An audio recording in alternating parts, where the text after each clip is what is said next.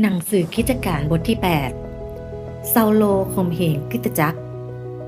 การที่เขาฆ่าสเตเฟนเหียนั้นเซาโลกระหันชอบโตยคราวนั้นเกิดการข่มเหงคริสตจักรครั้งใหญ่ในกรุงเยรูซาเล็มและหมู่ซิดนอกจากพวกอัครสาวกได้กระจัดกระจายไปทั่วแคว้นยูเดียกับซามาเรียคนที่เก่งกว่าพระเจ้าก็ฝังศพสเตเฟนไว้แล้วก็ข้ามควรหาอาลัยถึงท่านขนาดนักฝ่ายเซาโลพยายามทำลายคริสตจักรโดยเข้าไปฉุดกระชากชายหญิงจากทุกบ้านทุกเรือนเอาไปจับไว้ในคุกคริสเตียนที่กระจัดกระจายไปได้นำหลายดวงวิญญาณมาถึงพระคริสต์ดังนั้นโมซิสทั้งหลายตีกระจัดกระจายไปก็แอลประกาศพระวจนะนั้นส่วนฟิลิปก็ลงไปยังเมืองซามาเรียแล้วก็ประกาศเรื่องพระคริสต์ให้เจ้าเมืองนั้นฟังประชาชนก็พร้อมใจกันฟังถ้อยคำที่ฟิลิปได้ประกาศเพราะว่าเขาได้ยินเปิ่นอู้และได้หันการอัศจรรย์ที่เปิ่นได้ยะนั้นย้อนว่าผีโสโครกที่สิงอยู่ในคนหลายคนได้ปากันฮ้องด้วยเสียงดังแล้วก็ออกมาจากคนเหล่านั้นและคนที่เป็นโรคอัมพาตกับคนง่อยเปี้ยก็หายเป็นปกติเลยเกิดความปลื้มปีตินักขนาดในเมืองนั้นซีโมนผู้ที่มีเวทมนต์มีใจเชื่อแต่ได้ถูกตำหนิยังมีป้าใจคนหนึ่งชื่อซีโมนเคยทำเวทมนต์ในเมืองนั้นมาก่อนและได้ยะให้ชาวซามาเรียพิศวงหลงไหล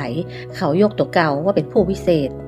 ฝ่ายคนทั้งปวงตึงผู้ใหญ่ผู้น้อยก็สนใจฟังคนนั้นแล้วก็ว่าป้าใจคนนี้เป็นมหิทธิฤทธิ์ของพระเจ้าคนทั้งหลายนับถือเขาเพราะว่าเขา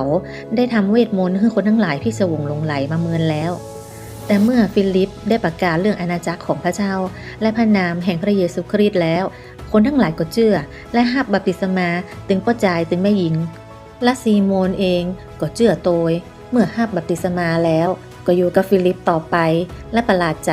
ที่เห็นการอัศจรรย์กับหมายสำคัญต่างๆที่ฟิลิปได้ยะเมื่อพวกอัครสาวกซึ่งอยู่ในกรุงเยรูซาเล็มได้ยินว่าชาวซามาเรียได้รับพระวจนะของพระเจ้าแล้วก็ให้เปโตรกับยอห์นไปหาเขา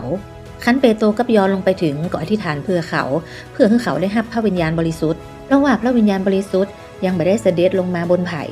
เขาได้แต่รับบัพติศมาในพระนามแห่งพระเยซูเจ้าตาอันเปโตรกับยอห์นก็ได้วางมือบนเขาและเขาทั้งหลายก็ได้รับพระวิญญาณบริสุทธิ์พอซีโมนหันว่า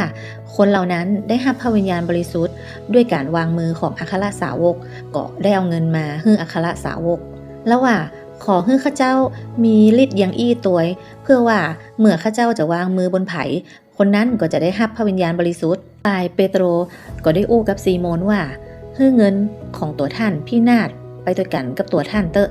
เพราะว่าท่านคิดว่าจะซื้อของประทานแห่งพระเจ้าได้ด้วยเงินตัวท่านบ่มีส่วนหรือส่วนแบ่งในการนี้เลยเพราะใจของท่านคิดบ่ซื่อในสายพระเนตรของพระเจ้าจะอั้นจงกับใจเหี่ยใหม่จากการชั่วร้ายของท่านนี้และอธิษฐานของพระเจ้าชะร้อยพระองค์จะทรงโปรดยกความผิดซึ่งท่านคิดในใจของท่านเพราะเฮาหันว่าท่านจะต้องรับความขมขื่นและติดพันธนะแห่งความชั่วช้าฝ่ายซีโมนก็ตอบว่าขอท่านอธิษฐานต่อองค์พระผู้เป็นเจ้าเพื่อข้าเจ้าตัวเพื่อการที่ท่านได้กล่าวแล้วนั้นจะไม่ได้เกิดขึ้นกับตัวข้าเจ้าสักอย่างเดียวครั้นหมู่อัครสาวกเป็นพยานและประกาศพระวจนะขององค์พระผู้เป็นเจ้าแล้วก็ปิกไปยังกรุงเยรูซาเล็มและได้ประกาศข่าวประเสริฐต่างๆในหมู่บ้านชาวซามาเรียหลายที่ขันทีชาวเอธิโอเปียได้รับความรอดแต่ทูตสวรรค์ขององค์พระผู้เป็นเจ้า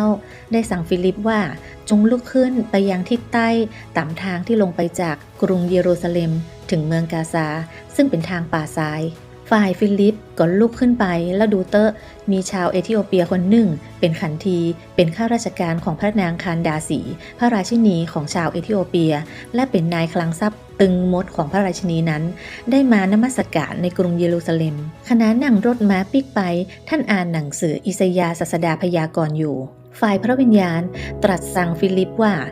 จงเข้าไปให้ชิดรถม้านั้นเตอะฟิลิปก็หล่นเข้าไปใกล้และได้ยินท่านอ่านหนังสืออิสยาห์ศาสดาพยากรณ์ก็เลยถามว่าซึ่งท่านอ่านนั้นท่านเข้าใจก่อขันทีก็ตอบว่า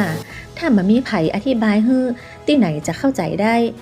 ท่านก็เลยเชิญฟิลิปขึ้นนั่งรถกับท่านพระคัมภีร์ตอนที่ท่านอ่านอยู่นั้นคือข้อเหล่านี้เขาได้นำท่านเหมือนแกะที่ถูกนำไปฆ่าและเหมือนลูกแกะที่เป็นใบ้อยู่หน้าผู้ตัดขนของมันฉันใดท่านก็ไม่ปริปากของท่านเลยฉันนั้นในคราวที่ท่านถูกเหยียดลงนั้น ท่านไม่ได้รับความยุติธรรมเสียเลย แต่ผู้ใดเล่าจะประกาศเกี่ยวกับพงศ์พันธุ์ของท่านเพราะว่าชีวิตของท่านต้องถูกตัดเสียจากแผ่นดินโลกแล้วคันทีก็เลยถามฟิลิปว่าศาสดาพยากรณ์ได้กล่าวใจอี้เล็งถึงไผ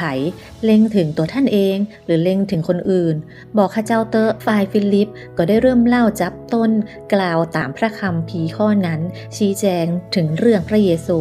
คันกำลังเดินทางไปก็มาถึงที่มีน้ำแห่งหนึ่งคันทีก็ได้อู้ว่าดูเตอะมีน้ำมีอย่างคัดข้องบ่ฮึ่งข้าเจ้าได้รับบัพติศมาและฟิลิปก็ตอบว่าถ้าท่านเต็มใจเชื่อท่านก็รับได้และคันทีก็ตอบว่าข้าพเจ้าเชื่อว่าพระเยซูคริสต์เป็นพระบุตรของพระเจ้าและท่านก็สั่งให้ยุดรถม้าและคนทั้งสองลงไปในน้ำทั้งฟิลิปกับขันทีฟิลิปก็ให้ท่านรับบัพติศมาเมื่อท่านทั้งสองขึ้นจากน้ำแล้วพระวิญญาณขององค์พระผู้เป็นเจ้าทรงรับฟิลิปไปเหียและขันทีนั้นบ่ได้หันท่านแหมก็เลยเดินทางต่อไปด้วยความยินดีแต่มีคนปะฟิลิปที่เมืองอาโซทัสและเมื่อเดินทางมาท่านก็ได้ประกาศข่าวประเสริฐในทุกเมืองจนท่านมาถึงเมืองซีซาริยา